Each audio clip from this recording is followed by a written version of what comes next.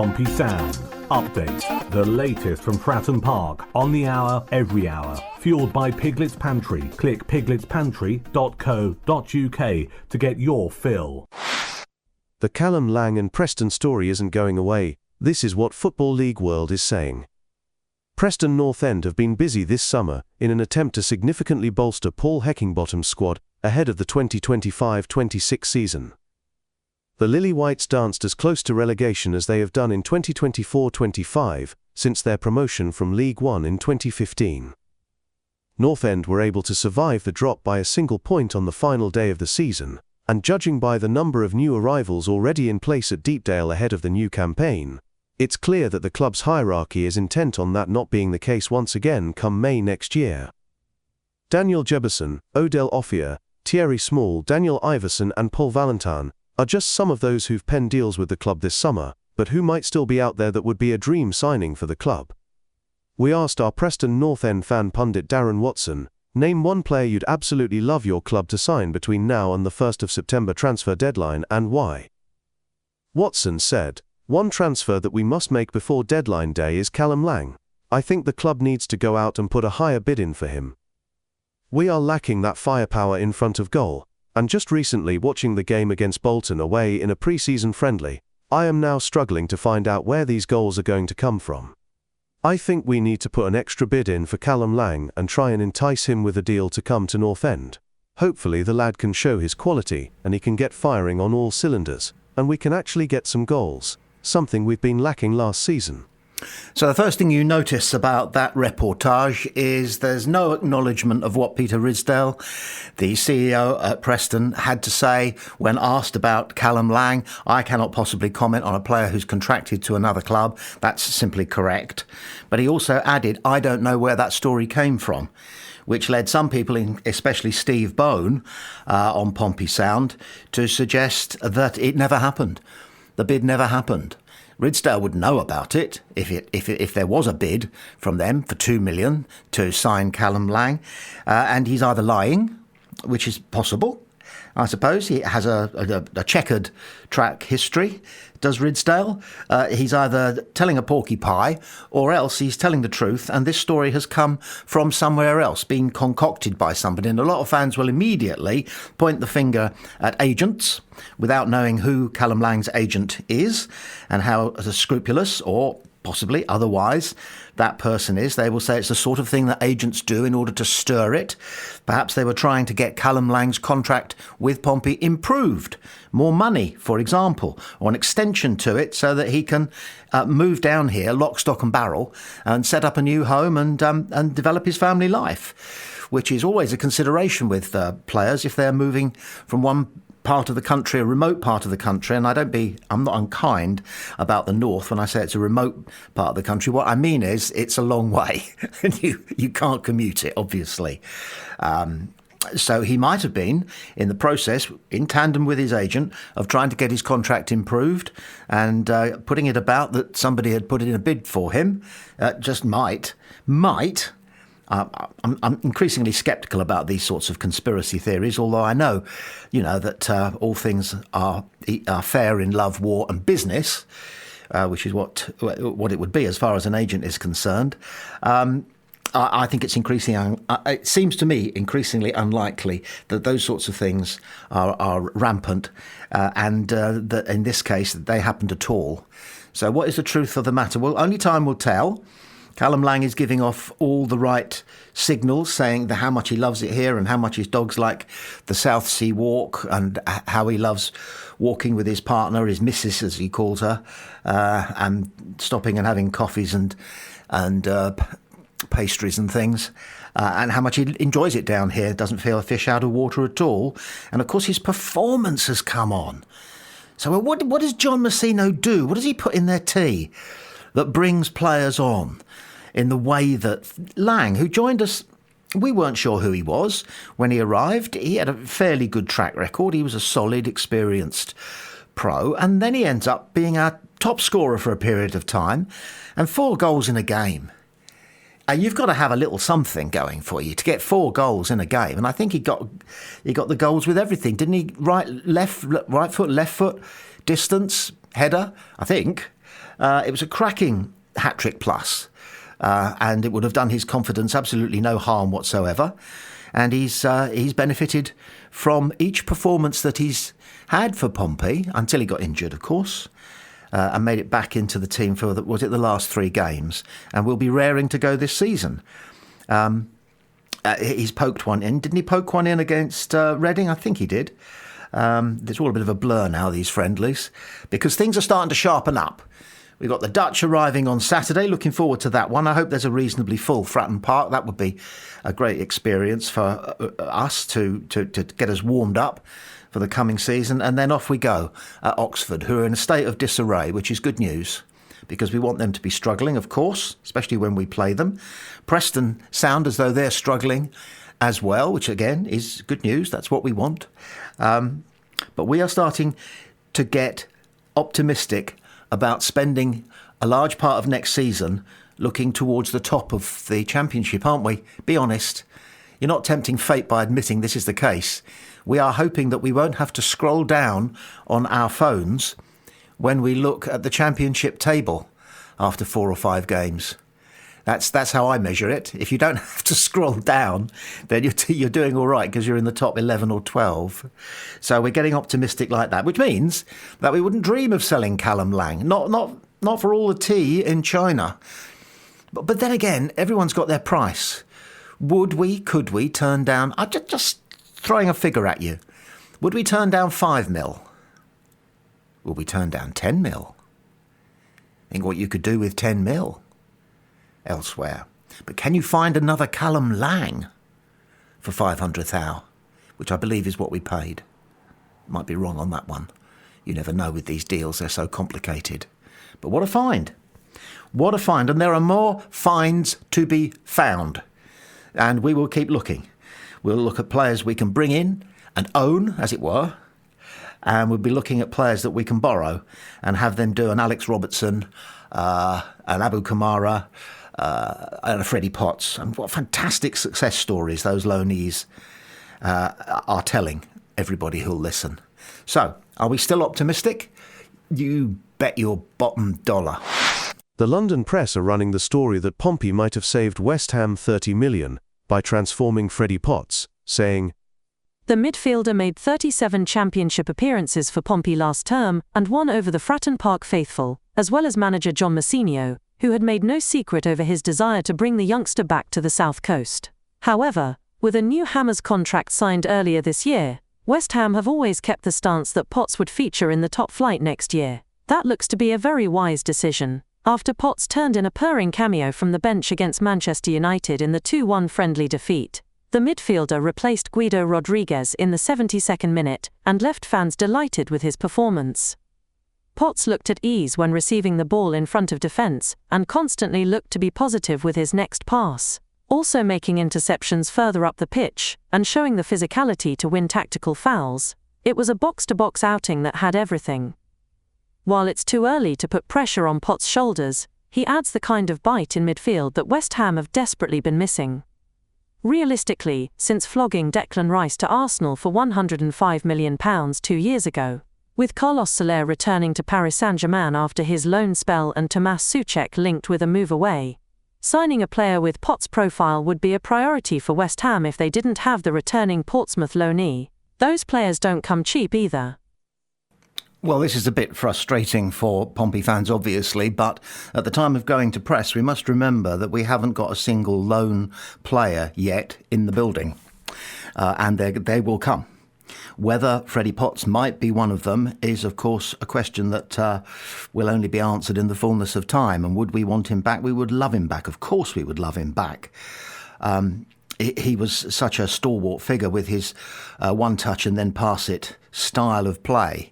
He took 2 touches wherever he could. Didn't need to take 3 touches. Didn't run with the ball. He would stop the ball, hold it up, set it up and pass it on. He knew exactly where he was going to pass it before it even came to him. He had that kind of alertness, 360 degrees all around, vision. And he was a terrier in the tackle as well. He used to like to win the ball and come away with it rather than just rob the opponent of the ball, go sliding in. and knock it away, he would like to nick it off him and go away with it and take 2 touches and pass it on. Devastatingly good loan player. But the good news for Pompey, we might not get Freddie Potts. We might have saved West Ham 30 million quid. It's an interesting way of looking at it, isn't it? But the good news is that word will be spreading and getting stronger that Pompey is a good place to send a quality youngster, because Pompey bring them on. They give them game time. Of course, they have to merit it, but they get game time and they get good coaching, quality coaching. Not just coaching in the way you play football, but coaching in the way you think, the way you carry yourself, the way you are as an individual. He was immaculate in what interviews he did for Pompey, Freddie Potts. He was interesting, and yet at the same time he gave nothing away. He made it absolutely clear that he loves Portsmouth as a city and loves the fans and loves the club and loves the manager. He said all the right things. Of course, it's in his DNA. We must never forget that his dad was an extremely capable top-flight footballer himself, and that doesn't hurt. So probably no Freddie Potts. From what the London press are saying, he is being groomed now to have possibly even a starting berth in West Ham's first 11. Brilliant. We could have told them. But some people are giving Pompey a great deal of credit for that, and that can only work for us because their phones are hot, the Pompey recruitment team. Their phones are hot with conversations going on with top-flight clubs about top-rated youngsters, at least youngsters with the potential to be top-rated. And part of the carrot that Pompey are dangling is we do a good job with youngsters who are lent to us, we bring them on. They go back home better players for the experience because we know what we're doing and because we're good at coaching and we're good at man management. So watch this space. Is Freddie Potts coming back? From the sounds of what the London press are saying, no. But will we get more loan players of that kind of calibre? We can almost say with certainty, yes, we will. Many Championship clubs fans are dreading the new season. Sheffield Wednesday are due to visit Fratton Park on September the 20th, but to listen to the fans' agony, they seem to think it's possible that the club may not exist at that time. Their embattled owner Deshfon Chancery is believed to be desperately trying to find a buyer for the cash-strapped club. Failure to pay the players' wages on time has led to a transfer window ban for the next 3 windows, meaning they can only acquire loan players or free transfers. Of possibly greater significance is that their plight has allowed first-team players to walk away from their contracts for nothing, such as former Pompey striker Michael Smith, who has gone to Preston North End, and Josh Windass, who has moved to Wrexham. Their current manager Danny Rule is no longer their current manager. He left the club by mutual agreement on Tuesday afternoon of this week. Having agreed a compensation package, the man who turned down the likes of Southampton in preference to Sheffield Wednesday, and who kept them up and more besides, finishing a creditable 12th, is on his bike. With 12 days to go before their opening fixture against Leicester, the fans are beyond despondent. Wednesday's coaches Sasha Lenz, Chris Powell, Neil Thompson and Sal Bibbo have also exited. Roll's departure is rumoured to have been triggered by an unofficial meeting between several of the first team, who then made it clear that they did not want Roll in charge. The situation, which used to be referred to as player power, rarely turns out well, just ask Chelsea. The bottom line for Pompey fans is that any and every Championship club that is holed below the waterline is good news for the faithful. Here's the Sheffield Wednesday main fans website on the fiasco that's unfolding up there. So Rob, after 21 months at Hillsborough, Danny Röhl's time is over. Just bring us up to speed with what's led to this. Well, there was a meeting this morning between Danny Röhl and the players where he explained he was going to be departing. It's been a weird summer because Danny Röhl effectively at the end of last season said his farewells in as many words after the Watford game, and the scenes at Vicarage Road at the end of the game felt like a goodbye. There's been all sorts of talk as to whether he would move on to other clubs during the summer. I do think this idea that he was touting himself around is a bit overplayed, but obviously the feeling was that he was going to move on. And then there was not a move away. The compensation was a stumbling block there, and he ultimately returned to Sheffield Wednesday. He was there for 2 weeks, and now he's moving on. I think it's probably fitting with what's been happening at Sheffield Wednesday, there's been no clarity on this until now, and obviously Danny Röhl has departed. It does make you wonder a little bit whether the club would have just been better off being flexible on that compensation at the start of the summer to allow Röhl to move on and the club be able to move on. I don't know what the situation is like. Have the club paid Danny Röhl to go away now? Like, is that what's happened? I don't know. Is there just some agreement where they part ways? I have no idea what the agreement is. I've not heard anything to clarify that. But he leaves the club. Henrik Pedersen is going to be the next manager by all accounts, probably assisted by Giles Coke, and he's going to take on a heck of a job. But it's been a mess in many ways at Sheffield Wednesday, and the total lack of clarity on the managerial situation was one of the biggest messes. Danny Röhl will depart, and he will now go and work somewhere else in the future, and Sheffield Wednesday have got to try and move forward. Now, you've got to feel sorry for the Sheffield Wednesday fans. We don't have to feel sorry for the club, because there's this certain thing called Schadenfreude, which is taking delight in the benefits that you get from other people's suffering or failure. And that is perfectly healthy in football. You want the others to fail. There was somebody who once said famously, for a man to be happy, it is not a person to be happy. It is not necessary just that they succeed, but that others must fail. And Sheffield Wednesday are going through the mill big time, and they have done for a long time. And there's absolutely nothing to justify the apparent alleged threats of violence towards the owner's family, which led them to withdraw from the club, pretty much vacate the role of being the owner. Goodness knows who was running the club, and the guy went back to Thailand and said that he didn't have any money. He had a cash flow problem, despite being listed on Forbes' rich list as being worth £570 million. But, as Donald Trump once said about himself, I've got so much debt, I'm either the richest man in the world or the poorest man in the world, depending on how you make the calculation. But that's of no help or value or use to Sheffield Wednesday fans, who were asked to put their hands in their pockets and come up with £2 million so that the club could pay the players and they wouldn't be penalised for financial wrongdoing, financial miscalculations, misdeeds, call it what you will. It wasn't criminal behaviour, but it has landed them in a lot of hot water. And it's the playing staff who suffer. They're not getting their wages. I know they're paid an awful lot, but they're entitled to what they have negotiated and agreed in their contract, and they weren't getting it, and they haven't been getting it. And so the club's been banned from taking part in transfer activities for the next 3 windows, or at least purchasing players for the next 3 windows. I think they might be free to sell play. Of course, they're free to sell players, but they can only bring in frees and loans.